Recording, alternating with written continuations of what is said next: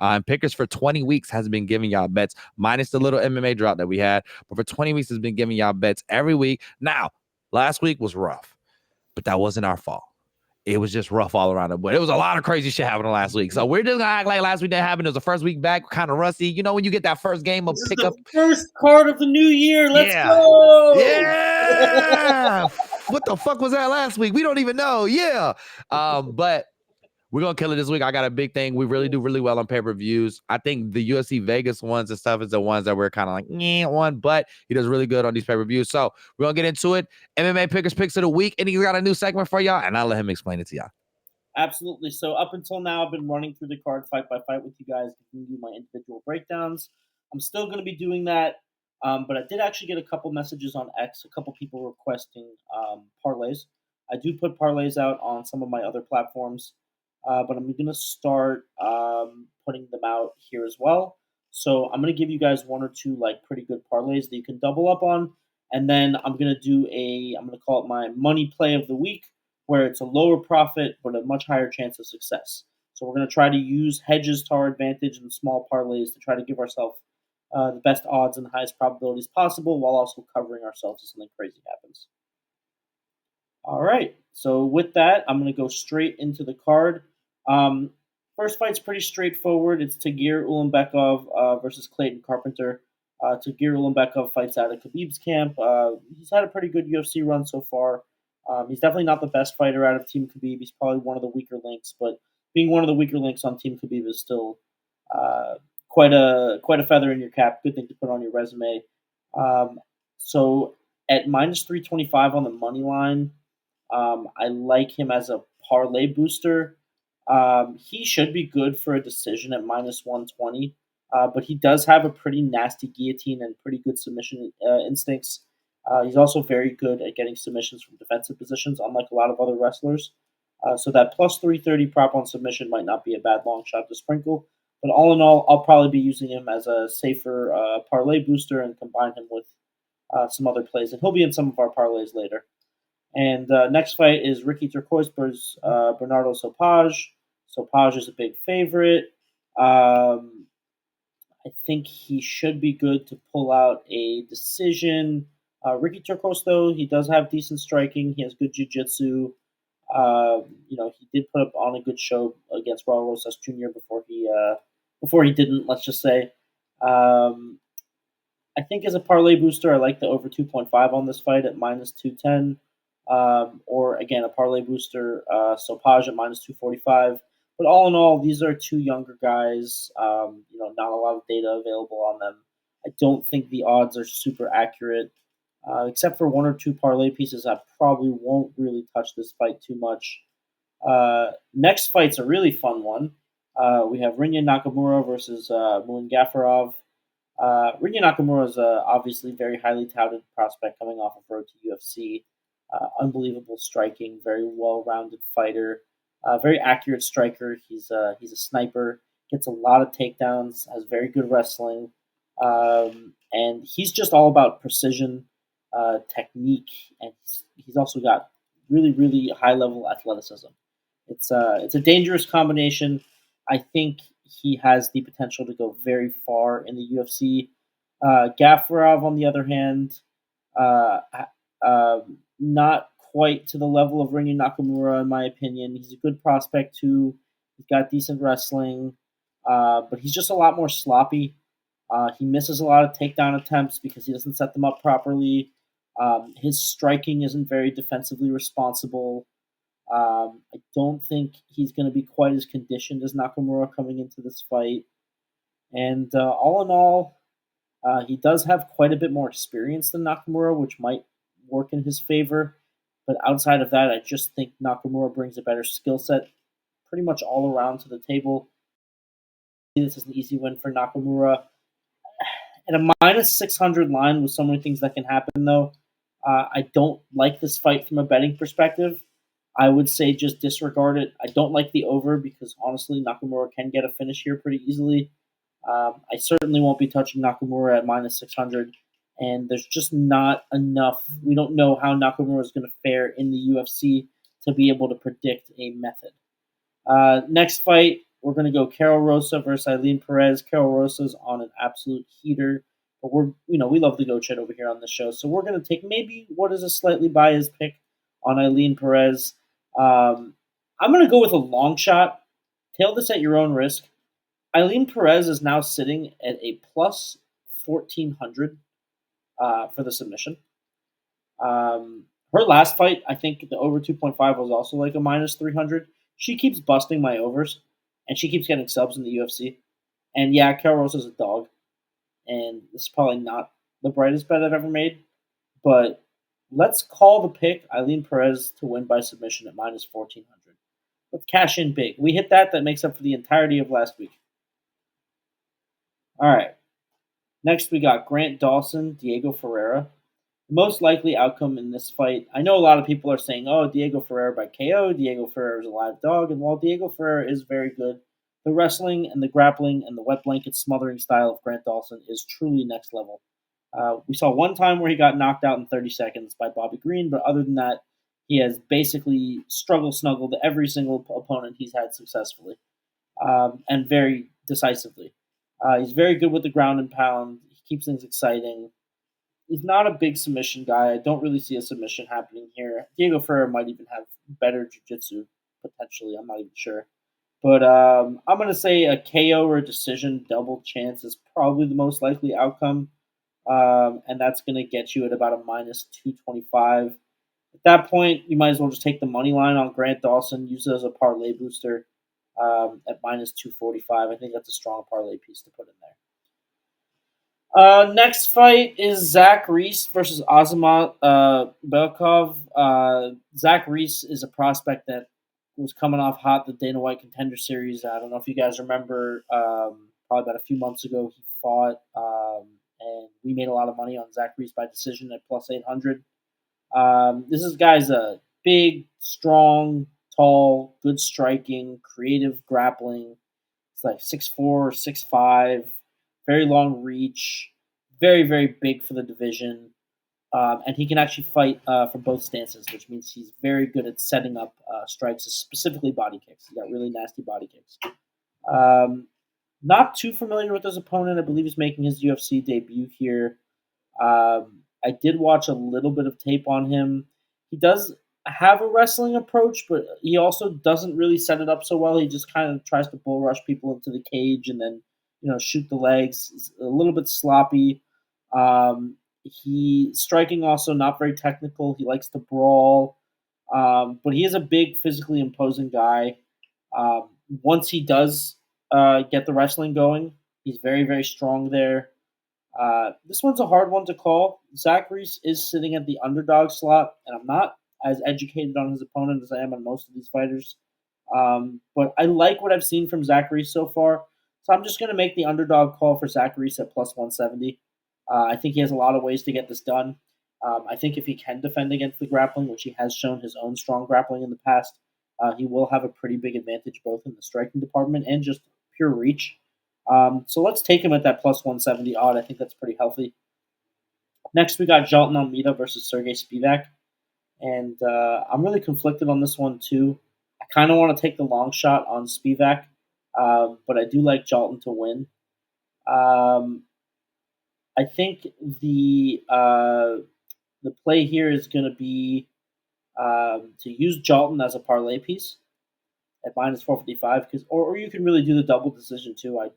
I mean, he could get a knockout from Mount. Honestly, I think you just use him as a parlay piece, and then you do a small sprinkle on Sergey Spivak by submission, which is going to be 20-1 odds. Because I do think the one way that I could see Jalton losing this fight, with wrestlers, they tend to put their heads to the side in the pocket, like under the armpit, and end up in guillotines. They tend to give up their backs in grappling exchanges, give rear naked chokes. We just recently saw in Tybura versus Spivak hit a beautiful armbar off of his back. I think the biggest chance that Jalton has of losing this fight is Spivak's submission game. So even if we lose a parlay on Jalton, if we have a sprinkle on Spivak at 20-1, that's a good cover. So I'm going to say we hedge on Spivak by submission, and we work Jalton into some of our parlays for a parlay piece. Moving on, we got Peyton Talbot versus Ronnie Barcelos. I'm just going to make this one really clear cut. I'm going to be betting Peyton Talbot by KO. I believe it's at minus 180, minus 170 right now, looks like on this platform. Peyton Talbot's been a world beater in the UFC. Barcelos is good, but he has a very poor striking defense. He's been knocked out a bunch. I think this is a Sean O'Malley gimme style fight for Talbot. He's shown very dynamic striking. He's clearly got the power. His last fight was a sub 1 minute knockout. I think that continues. Maybe not a sub 1 minute knockout, but I think we see a knockout from Peyton Talbot. And Peyton Talbot, I think we see him in the rankings very soon. He's growing in popularity, and he's putting on excellent performances after excellent performance. All right, we're getting to the featured main event. This was supposed to be a fight with Johnny Walker, but we have Bogan Guskov, and he's fighting a last-minute replacement, Billy Elikana. There's not a lot of meat on the bone here. Don't know a lot about Billy Elikana. It was a last-minute replacement. But I know Bogan Guskov is very good. He's on the come up. He's been showing a lot of very high level skills. I think this is an easy short notice fight for him. I see two options here with the betting. You can take the minus 380 and use it as a parlay piece, or you can take Bogan by KO. It's at about a minus 175 if you want to amp things up. That is by far the most likely outcome here. He will be looking for the knockout, and if the fight goes to the ground, he will be looking to do damage and hold position over anything else. Next fight is very interesting. This one's extremely controversial. And before I give my picks, I'm just going to say this fight is probably completely 50-50. So this is the best value that I've found in the fight. But just understand there's two things that are extremely likely to happen in this fight. Rainer DeRieder has a 44% striking defense, and Kevin Holland has one of the worst takedown defenses in the entire middleweight division in the UFC. Rainer DeRieder, for those of you who are not familiar, is the former two-weight champion at ONE FC. He came over to the UFC. He fought Gerald Meerschaert, who was the UFC middleweight leader in total submissions, and he choked him out after taking him down a few times over 3 rounds. I do believe, even though Kevin Holland is an accomplished grappler himself, Travis Lutman said he's the best black belt he's ever worked with, and we've seen him get submissions. Even recently, when he fought Michael Olenjachuk, he got that beautiful armbar on the ground. I do think if it goes to the ground, Rainer DeRieder will be too much for him. And although if it stays on the feet, Rainer DeRieder is probably getting knocked out, I do believe in Rainer DeRieder's ability to get this to the ground. And I'm going to go with Rainer DeRieder by submission at plus 330 and Rainer DeRieder on the money line. And it's about even money right now. It's a pick-up money line. Last I checked, it was at a plus 108. But we're going to go with Rainer DeRieder as the official pick. But don't come back crying to me if Kevin Holland knocks him out, because you've been warned. All right, next one up. We're getting our way down the main card right now. Beneil Dariush versus Renato Moicano. I don't know if you guys have been following the press conference beef around this one, but I just want to share a beautiful quote from Renato Moicano. Hey guys, and you can look at the age category for this one. Don't call this guy Beneil old and washed up, because that means I'm old and washed up because we're the same age. That being said, I'm going to beat the blank out of that old man. I do think Renato Moicano is going to beat the blank out of that old man. Renato Moicano has been looking like a world beater lately. He was massively impressive against BSD, and he's been the underdog in his last few fights. And no matter who you put him against, he just seems to turn into a world beater. One thing that really impressed me about his fight with Benoit Saint-Denis is his striking looks like it's really come a long way. His body kick was landing.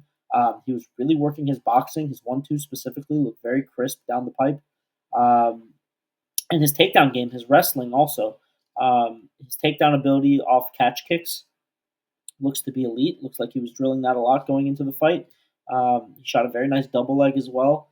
So it's always encouraging when you see a jiu-jitsu specialist who's starting to, well, not starting, obviously. This is an elite grappler, but who's continuously improving that wrestling game, that takedown game, that top control game, just makes him all the more dangerous. Beneil Dariush, though, of course, is a top level in no-gi himself. He has the most top control time logged in the lightweight division. And listen, if we get the Beneil Dariush we got in the last 2 fights, it's going to be easy work for Moicano. If we get the Beneil Dariush from 3, 4, 5 fights ago, this is going to be a phenomenal fight. This is a grappler's delight. This is a banger matchup. Definitely tune in for it. The official pick is going to be Renato Moicano on the money line. DraftKings is showing a minus 162. You could take him by the finish, but it's risky. I'm just going to go Renato Moicano on the money line. I think the odds are Plenty generous on that. Next fight up, we're right before the co-main and the main. This is the third to last fight of the night. This is one of the most anticipated fights on the card. The people's hero, Yuri Prochazka, versus maybe, potentially, one of the most hated men in the UFC right now, Jamal Hill. And you gotta love it at the press conference. Every time they handed him the mic, you could barely even hear him. But he seems to be feeding off of that energy. Guys, this fight's a complete pick'em. There's really no good insight that I can give on this fight. Both of these guys knocked out the whole freaking UFC on their way to the top. Both of them got slept by Alex Pereira, and both of them are here now. I think it's more fun to bet on Yuri, so I'm going to be betting on Yuri. I'm not going to be putting this fight in my parlays. I'm not going to be taking an over and under. This could be a 3-round war. This could be a first-round knockout. So many different things can happen in this fight. Don't touch it with a 10-foot pole with your money, unless you just want to have an entertaining watch and put $10 on your favorite guy. But there's really no value here. This is just a crazy, chaotic fight where anything could happen. I hope Yuri wins. I'll probably throw $10 on him just for fun. But there's just not a lot of meat on the bone here for anything. Next fight up is Merab Dvalishvili versus Umar Nurmagomedov. So I'll start this off by saying I do think Umar is going to get the win. That's my official prediction. As far as betting lines go, the betting lines are massively disrespectful to Merab. Merab's on a 12-fight win streak. Merab has shown unbelievable wrestling, shot over 50 takedowns over Petr Yan, drug Henry Cejudo across the cage. I know Apollo likes bringing that one up. This guy is elite as they get. Obviously, the Dagestani effect is in play here as far as the betting odds go. But that being said, for a straight bet, I'm probably going to use Umar as a parlay piece and a sprinkle, just a sprinkle, on Merab by decision, but we'll get more into that later. Final event of the night, we have Islam Makhachev versus Arman Tsarukyan. I got to go with the number one pound-for-pound guy. I don't know if he's going to get a finish or a decision. I'm undecided on that. So it'll probably also be a parlay piece, but I think Islam continues his reign. I think he's a step above everybody else in the division. He's also a lot larger than Arman. I think he's the better grappler. He's probably the better striker. I just don't even know if there's a specific area where Arman beats him. Maybe Arman's crazy flexible. That's about it. But I think Islam has so many advantages in this fight. To me, it just seems obvious. But it always seems obvious before the fight happens. So you might just see me here afterwards next week going like this, not looking at the camera. But right now, the pick is Islam. So you guys have been asking for some parlays. I put together some basic parlays that had decent 2-1 odds with some, I'm not going to call them locks, but more safe fights where the outcome is a little bit more predictable. And then I'm going to go over a 2-leg parlay with a hedge. It's a bit of a smaller profit, but I myself am going to put a sizable bet on it. I see it as a very safe play. So a couple, and I'll give you guys some dog picks too that we didn't go over. So just two nice easy parlays. Renato Moicano on the money line, parlayed with Tagir on the money line. That's going to pay out plus 109. I like both of their chances to win quite a bit. We have Grant Dawson on the money line, parlayed with Peyton Talbot by KO. That's also plus money at plus 116. And then we already talked about Aline Perez at plus 205. That's a good dog pick. Zach Reese is our other dog pick. And the new pick that I'll be putting out, and this is going to include the hedge that you're going to make beforehand. Usually on this channel, we hedge live in the Discord, but this is going to have a hedge before you go in. You're going to parlay Umar Nurmagomedov with Islam Makhachev, and that's going to pay out about a minus 125, minus 130. And you're going to hedge that with Merab by decision at a plus 350. So the only way to lose that bet is if Merab gets a finish, which pretty much virtually never happens, or if Arman beats Islam. As long as one of those two things don't happen, you will profit, let's say on a $100 bet and then a $25 bet on the hedge, you're profiting about $50-$60. And if the hedge hits, if Merab wins the decision, which is probably the most likely way that parlay busts, you still recover about 115 out of that 120. So that'll be my money play of the week. I'll try to give you guys one of those very safe plays where we cover as many outcomes as possible while still staying net positive. And I hope everybody eats. Good luck.